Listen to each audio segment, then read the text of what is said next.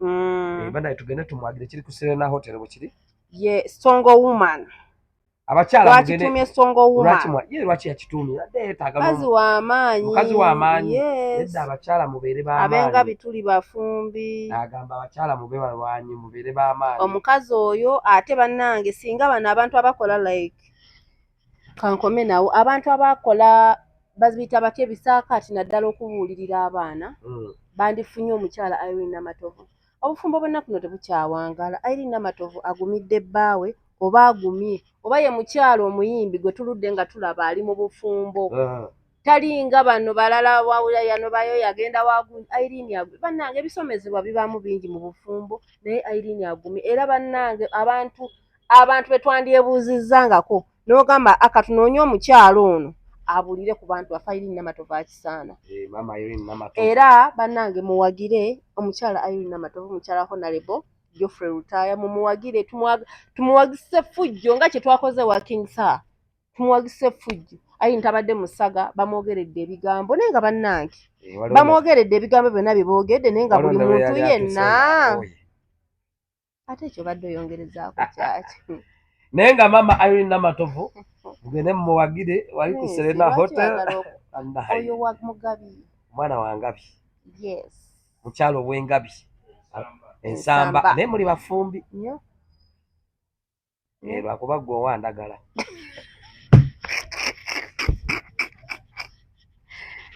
Nva kusho. Tuula tukole. Nkola ki ssebo? Era oyagala mayisa abantu nina oba bakuteeka ebijinji mu mugongo be bakusindiikiriza. Abasajja be batantegeera. Oba oli wa bbeeyi ng'obulamu bwota naye nga simanyi kubanga buli akukwatako agamba nnina. Amaliza agamba sirinaawo. Naye nga twadde tuli awo. 21 mugende muwagire Irene Namatovu.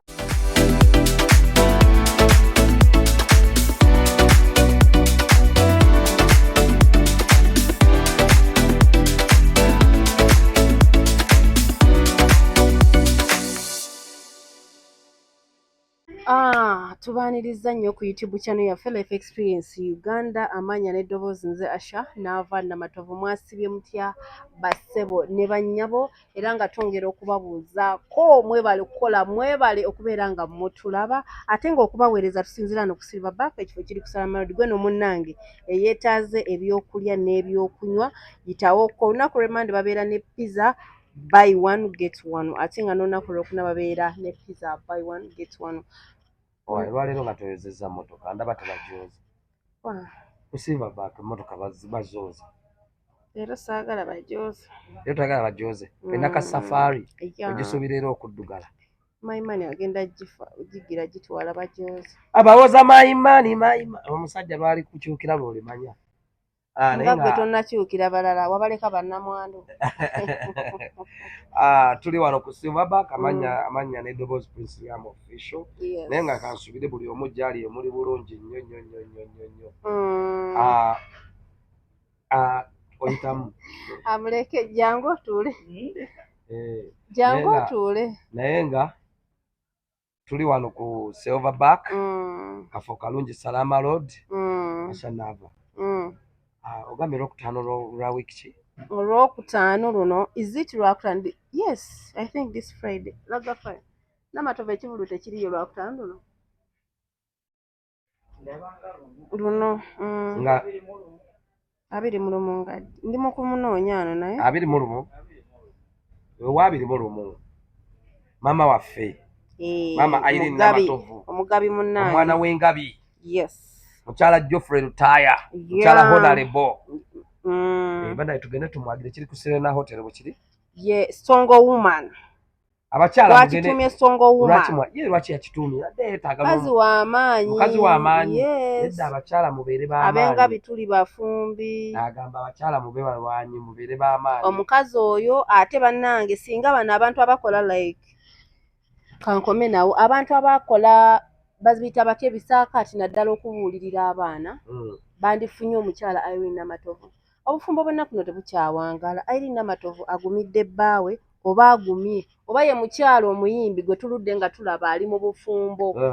talinga bano balala wawula yano bayo yagenda wagundi Irene Agumi bannange ebisomezebwa bibaamu bingi mu bufumbo naye Irene Agumi era bannange abantu betwandyebuuzizzangako n'ogamba akatunoonye omukyalo ono abulire ku bantu afa Irene Namatovu akisaana era bannange muwagire omukyala Irene Namatovu omukyala Honorable Geoffrey Rutaya mumuwagire tumuwagise fujjo nga kye twakoze wa King Sir tumuwagise fujjo Irene tabadde musaga bamwogeredde ebigambo naye nga bannange bamwogeredde ebigambo byonna bye naye nga buli muntu yenna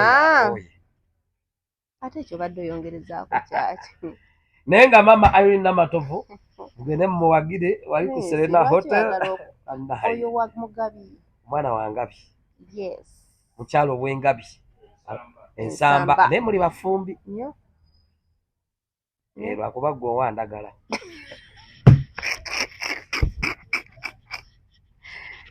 nva kusho tuula tukole nkola ki ssebo era oyagala mayisa abantu nina oba bakuteeka ebijinji mu mugongo be bakusindiikiriza abasajja be batantegeera oba oli wa bbeeyi ng'obulamu bwota naye nga simanyi kubanga buli akukwatako agamba nnina amaliza agamba sirinaawo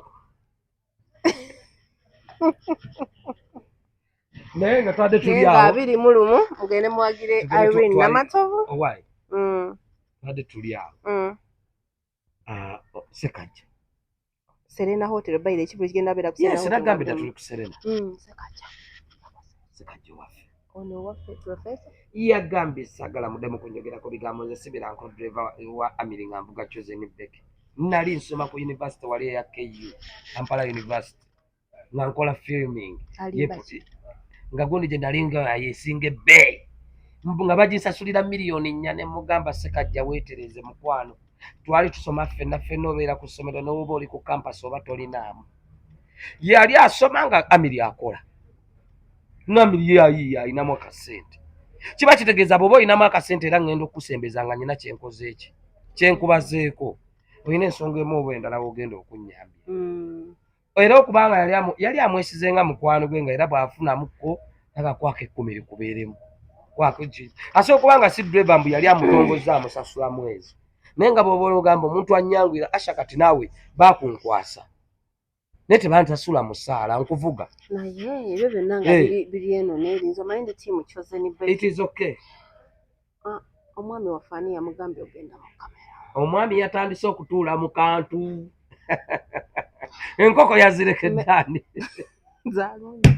naye bannaye yatudde mu kantu naye kyemanyi yamubriefing yayekyoza bw'okyakoze ati ani yamubriefinze Chosen naye bakakati awo bali ya briefing kale bannange mujja abasajja mu kamera wano nerema bwati bawe bwe yali okimanyi nti like Hamza bwe yajjanga mu interviews ng'ayokya so omusajja bw'ajja mu kamera like nga olina omukyala serebu oyokya ffe tumanyi engeri gye twandolingamu ekintu kyaffe naye omusajja buli lw'omulera agenda tokomoka omugambo bamubriefinze ave ku script gye wamukoledde atandike birala awo wenyini kati kyakulumidde wa ekyannumya ennyo naye kyenjagala Sekajja akkirize yali talinaamu bwe tutunulira Sekajja ow'ebiseera ebyo ne Sekajja ow'akakati Chosen Beck gwafaako banjawulo bannange leave people to be okategedde era kyovudde olabanga n'omukyala yavuddeyo n'awandagala n'awanda omuliro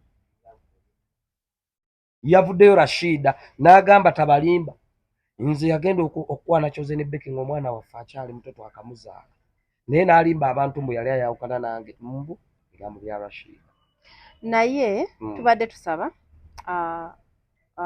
Chosen Beck naye byonna byavudde kutuula mu kantu oli muyimbi ate olina brand olina gundi yo gy'okuuma brand yo Sekajja weewaawe yafuna omukazi nga serebu ne mujje mu kamera agenda kwokya gitulaba gy'alaga agenda kwokya kuba kati bagenda mukyaza ayogere ku bintu ebya famire gye yava owa famire gye yava naye aveeyo atuwe proof nti yono n'oyo omukazi mugenda mulaba nga yaani omuwala Rashida nga naye atudde mu kantu ayagala oli kye yayogedde like alimba akitereeza akiriyalinge air ate notulimba yatulimbye yatugambye kosi gye yali akola ya filming eyo ku KU mbu ye yali esinga ebbeeyi ya miliyoni 4 amulimba kosi we ziri awo ziri miliyoni 7 abasajja mubajje mu kamera nze era anko nze bayirawo nze n'omusajja gwe nnina banna kyogamba okutula mu kamera tayagala bifaananyi simula anko wadde bannange nze oli life gy'alina gye naye ate njagala gye buva ne bugenda Asha n'ava akuba nanobyeyo akantu ako okwogera nnyo saa musajja wa butaala ak'okubanga kirungi nnyo n'obeera n'omuntu nga tali mu kati nze wembeera mu kamera owange abeere mu mabega okitegeera oyo agenda kwokya naye bakuba nanobye abadde balina ge bakubye waawe kizibu ate nawulidde ga gundi ga Dokita Kasolo Aisha bagenza okugira bati babalaba ku sports day y'omwana tebava ku famire eyo bannange muve babadde batandise okugakulungula Musebunya ne Rwema balina obutakkaanya lwaki mulowooza abantu mwe lwaki anti mbubadde tebakyamulabako nga bali babiri mpyaka kube tulina beera buli ssaawa basayininga naye abantu namwe mutuleke pesa tebeeta ate onajawaayi nawulira aga Dokita Kasolo mbuna ate teyigyeko linnya lya gundi lya Kasolo yeeyita kati Aisha awo sewamanyi nnyo era omukazi ssaawa zino twogera ali Bulaaya ne tugamba Sister Princess Amira yawangudde yes era tiimu Princess Amira agenda kataggo tubaze sibokyamba kulavena mama Katonda yakutonda bulungi alabika gwe guyasembayo nga Katonda nakumalira henna nze lwakuba banduga Prince nali mujembe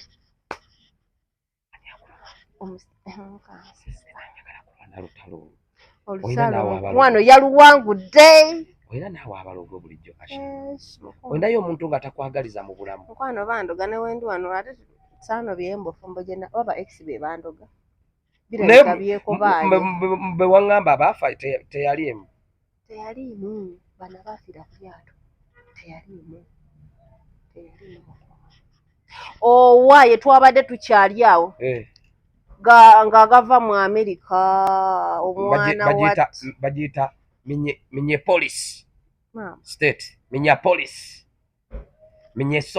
Minneapolis ndoza Abamakasi naye bagamba akazi kava mu famire yes akazi kava mu famire naawe bo babadde bali awo mbo naye gwe omwana omadde byalaba wuliriza gomanye olutalo kwe lwavudde Asha nange nawe namugamba bombo class zonna naye ng'omugamba biva ku ki bwe yabadde akebera essimu n'asangamu ebifaananyi bya ex-we ebyobuseegu ne museegu ebya ex-wooli omuwala yes omuwala nga omuwala yalina ebifaananyi bya ex-we ebyobuseegu nga bwe tunaabeera nawe n'omusajja nti museegu ne by the Abamakasi oyo banaye tomufolowinga omwana olaba bye yeekola ebintu biva mu famire eno aba embeera ye nga ye abiyigidde wali omanyi abaana be bagenda e Bulaaya eyo balina engeri gye babeera influenced by that culture they find there ne babanga culture eyo gye basanzeewo gye bagoberera nedda embeera gy'alabawo gyagala okutambuliramu lwakuba tetuwulira nko nti taata we yazzeemu mama we bubi naye nga abba byakola byonna bya famire bamutaddeko ogwa domestic assault ebulaya tebasinikirayo manyi domestic assault kiba kitegeeza wakubye kubamu okukuba yakubye omukyala era omukyala n'amutwaka mu mbuga z'amateeka era bwe twogerera Abamakasi ali mu mabega wa Mitayimbwa naye bagambye mbu bondi oba bbeiro okumuta $1,000 bagwagala ku mmeeza anti kati bagamba akakyama amamera bw'okatereza kakola ki kakati zigenda kuba dokita oba palasi oba wamami eri naye mu famire eyo mulaba gwendabamu ng'omuntu munko alinga ankopi naye nga nankopi lumu namusanga ewabba bamukwano naye nga Abamakasi tebamanyirwa abo abaana nkunyumiza emboozi tunaliwo ankopi yakwata akaana n'akafulumya ankopi tayagala bya kisiru naye ng'okimanyi omu ku basajja abalina omukwano ayagala bw'aba yakusimye naga njagala Asha aba akwagala muno fe twagendanga ewe ne Rodake ng'ayinza okubeera Roda nga tuliikana nga Rodake oliwa come to studio tuvibingemu netusituka netugaroda natukubira naffe tulina we tuli muliwa muje tugende So ensonga za Abba abayogedde bayogedde bingi naye nze obuzibu mbulabaawo. ozogerako ki Asha? Abba yalema abazadde akuze Abba 20 years akuze ate n'ekirala obuzibu ensi gy'alimu tumusaasire, United States of America famire tumusaasire. Kati Abba akole kiyenga ye ng'alaba nti gundi ani yali wize yakuba mukazi we n'azimba you know bintu biba mu famire beekubye nnyo ne mukyala woyo bintu byokulwana ebyo erinnya linvudde mu bwongo bambi kikazi kintu kiramu kyami nkyerabidde naye ng'era entalo oziraba naye nga bambi katusabire bambi Abba Makasi avayo mu kkomera kuba mwana muto okubanga bamuyingiza mu kkomera naye nga ebyo biri wali mu Amerika era emikutu egy'omu Amerika emikulu emyekusifu ezatuleetedde amawulire. Okay, bwatyo nno bwe tubeera ku life experience Uganda bagamba ebiwooma bigwa byokya. Yes, mubeere bulungi mweraba.